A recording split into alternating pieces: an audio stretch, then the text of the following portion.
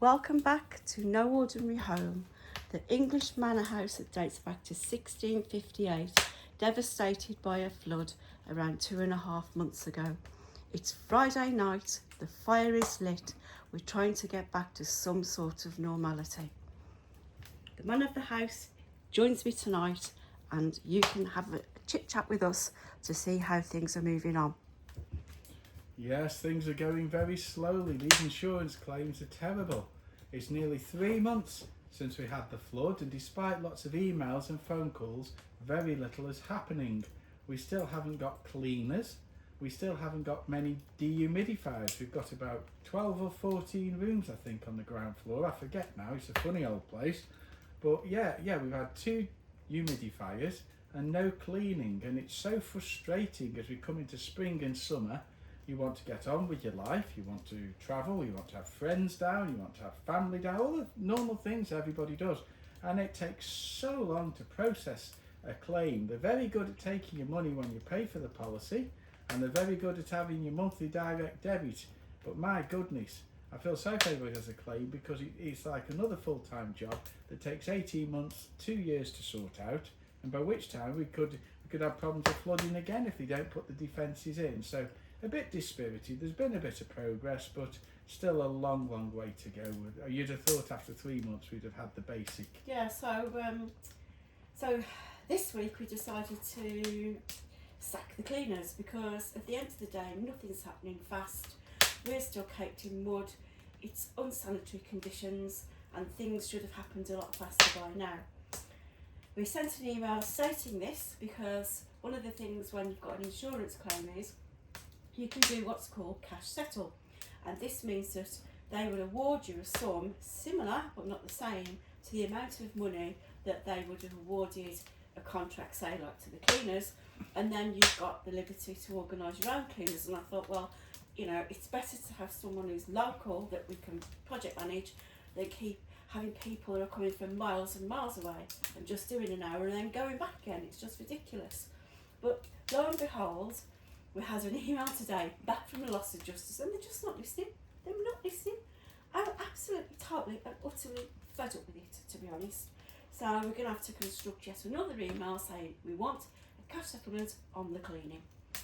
Anyway, we had the temporary alarm. Maybe you can talk about that. Me? Oh yeah. We had a temporary alarm fitted because the flood destroyed the alarm, and we just like the security. It's a bit of an eccentric place this, and it's bells and whistles. We've got a fire alarm and a smoke alarm, and it's all monitored, and if the alarm goes off at night they ring us up to see if we're okay, and if we don't answer and say we're okay, they send out the security company or the police. It's all very exciting actually, but the alarm keeps ticking over, so we are improving in that way, but it's still a first step of many. Again, insurance is terrible, and this place is like Fort Knox. Every window has to have a lock.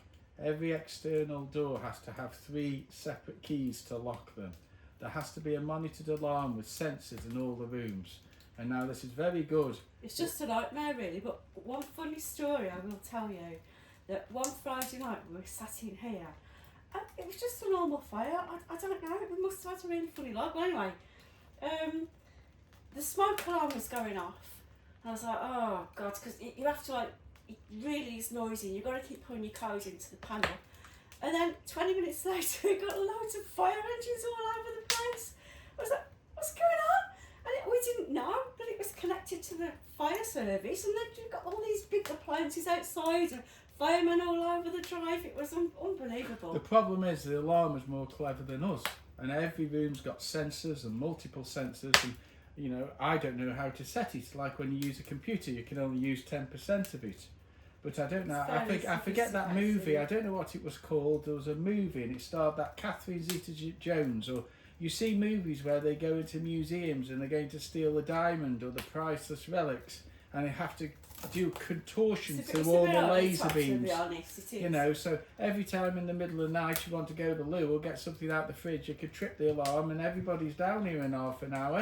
And it's like a scene from the movies, but that's what we've got. But anyway, this is our new Fridays, and you're welcome to join us, and hopefully we'll have conversations that are not just focused on floods and what have you. It's a beautiful night to sit in here, and this happens even in the summer because the house is 10 degrees, whatever the weather's doing outside.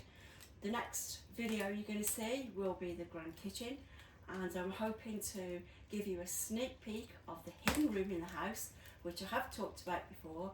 It's a 1930s Art Deco theatre. So do join us on another video and see these things. See you soon. Bye bye.